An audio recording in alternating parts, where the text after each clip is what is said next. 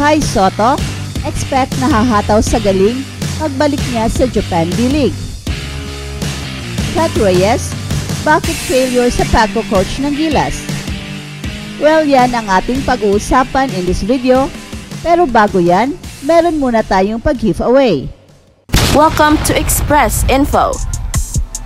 Do you want to have these exclusive Puma Rise Nitro basketball shoes? Because once we reach 200k subscribers, we will be having this giveaway. Just comment to win. Shoes are promoted by Kai Sotto himself. Just like this video, and most importantly, comment anything positive about Kai Sotto. It's easy. Commenting is the key to win. Share your positive comments about Kai Sotto. Do it now na. Win the prize. Stay tuned for more updates. You know, what people don't realize, sa akin yung booing before the games, okay lang yun. Sakay na nga ako dun, kanina nga pinalakpakan ko. Chat Reyes, bakit nga ba failure ang pag-coach sa Gilas Pilipinas? Well, in terms of winning records, ay maganda naman ang kanyang nabigay sa Gilas program, pero ang pinakamalaking pagkakamali ni Coach Chat Reyes ay kahit isunukan na siya ng sambayan ng Pilipino, ay go pa rin siya ng go. Kahit pa na noble ang kanyang reason at ginawa lang niya ang lahat para sa bayan, yet umabot na sa point na kahit ano ang kanyang gawin ay hindi na talaga siya matatanggap bilang Gilas coach. Kung after the 2014 Asian Games sa Korea, na kung saan 3 lang ang ating panalo as we finished 7th place after a very successful FIBA World Cup sa Spain, ay nag-retire na kaagad si Coach Chat Reyes, ay siguro hindi naaabot sa boiling point ang galit ng mga Pinoy. Pinatagal pa ng pinatagal at nang akala ng lahat ay nag-resign na si Coach Chat Reyes at pinalitan ni Coach Tab Baldwin, ay bigla na naman itong bumalik at nagpatuloy coaching the team.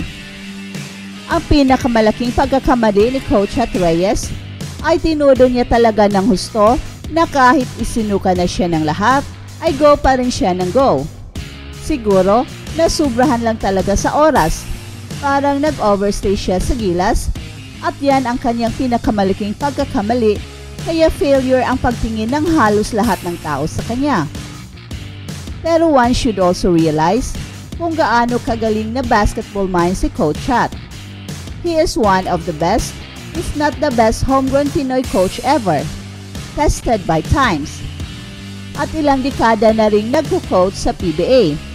Very innovative at hindi pinaglumaan ng panahon. At ang daming pinasikat na players.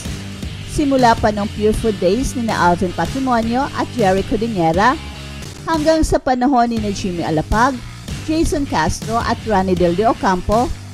Kaya in terms of achievements, ay no one can question how good Chat Reyes is. Ang problema nga lang ay nag-overstay siya sa Gilas. More or less 10 years siyang head coach sa Gilas.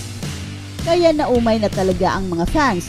At kapag inayawan na ang isang coach sa sarili nitong mga fans sa kanyang home court, ay ibig sabihin nito, isang malaking failure ang kanyang ginagawa. Napakasakit mang isipin na binu siya sa sarili niyang bayan. Pero nagmatigas kasi at hinintay niyang pumutok ang galit ng mga Pinoy. Pero on the pure basketball point of view, ay maganda naman ang nagawa ni Coach Chat Reyes. Kahit sa FIBA World Cup, ay tinalo natin ang China at tinambakan pa. Which is hindi pa nangyari sa history ng basketball. Kahit sa Asian Games, ay isa lang ang lamang ng Gilas sa China, pero at the end of the day, ay dapat rin sanang pinakinggan ni Coach Chat Reyes ang sigaw ng mga fans. Ayaw na sa kanya, pero pinipilit pa rin niya. Kaya failure ang nakuhang verdict galing sa mga fans. In fact, pati si Kai Sotto ay mukhang pinersonal pa ni Coach. Gusto lang maglaro ni Kai Sotto, pero pinaringgan siya ng mga maanghang na salita na hindi raw NBA player. Something na hindi nakabuti para sa confidence ng isang player. If this is his style of motivating Kai Sotto, ay siguro naman marami pang paraan upang ma-motivate niya si Kai Sotto. expected natin na magiging show window ang FIBA World Cup upang makilala sa buong mundo na merong legit 7-3 player ang Pilipinas who is skilled and has the potential na makapaglaro sa NBA. Isa sana ang gilas sa mga vehicles ni Kai Sotto upang mapadali ang katuparan ng kanyang NBA dream. Pero alam naman natin kung ano ang nangyari.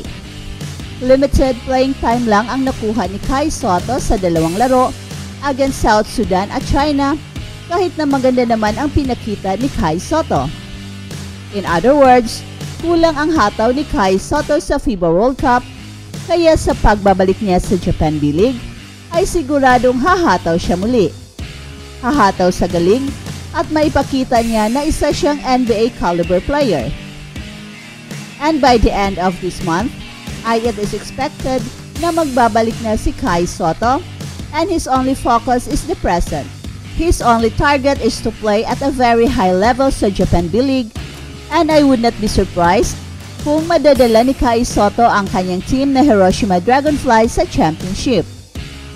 In fact, last season ay may ininda na palang injury itong si Kai Sotto sa Japan B-League playoffs kaya kung healthy pa sana siya, ay siguradong nadala na niya ang Hiroshima Dragonfly sa finals.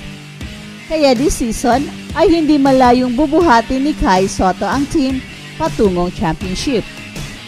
Well-adjusted na kasi siya sa Japan B-League at kilala na niya ang kanyang mga kakampi and he already knows the tendencies ng kanyang mga kapwa imports kaya malaking tulong ito sa kanyang second season.